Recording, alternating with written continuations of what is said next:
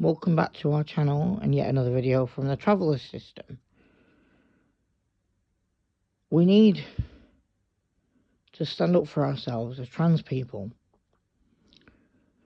and not let those in power take away our rights. All over the world, our rights are being threatened.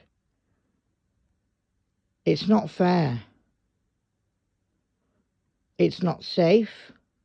0 people. It's not acceptable. And it's not legal to take away our rights. Myself, I'm a trans man in transition for 4 years, still waiting on the waiting list to be seen by a Leeds Gender Identity Service, to be assessed and diagnosed, so I can go on and have my further surgeries. But this is a mess, because the waiting list should be further 0 people. this, because really the Equality Act should put trans people in line with Health. everybody else. Now, Zoom 1.0x button adjustable. Double tap to toggle zoom values. Swipe up or down with one finger to adjust the value. And equally as everybody else in terms of waiting lists. We do not need long waiting lists.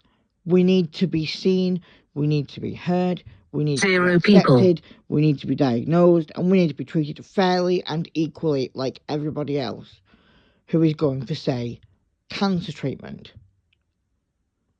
Gender dysphoria is crippling, and the government do not realise that gender dysphoria is not a mental health condition. They push forward these mindless mental health assessments that don't need to be done.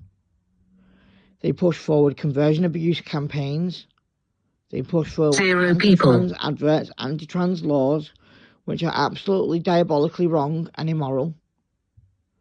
I do not agree with any of this. I don't condone their views, especially the views of J.K. Rowling and other gender criticals. I do not condone them. I am purely sick of it, sick of all the transphobia out there. We need safe spaces. We need to feel safe. We need to be safe. We need 0 people to connect with safe people who are not transphobic, who are loving, who are accepting. There is one member of my family that I will not connect with because he will not accept my identity. I get daily misgendered because some family members still can't accept my pronouns. It's hard to transition. It really is. Don't think it's the easiest thing in the world, because it's not. 0 it's really people. hard. But don't detransition for the sake of detransitioning. Don't give up is the key message from today.